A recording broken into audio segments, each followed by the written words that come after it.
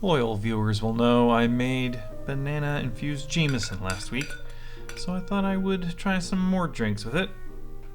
This is going to be a tall drink, so we'll need to get our clear ice spear.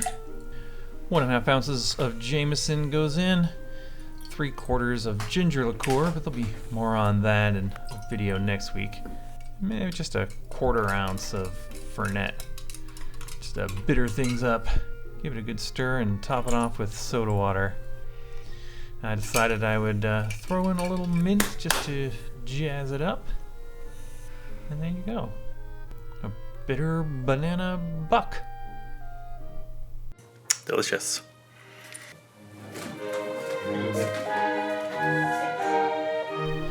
Drink number 2 will be closer to the smoking monkey that we made last week in the video.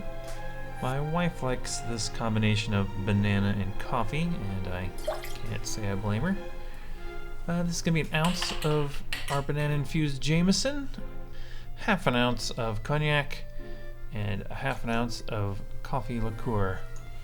Dashed in some mole bitters for a little spice, and there you go. A beautiful, delicious banana coffee Thing-a-ma-jig.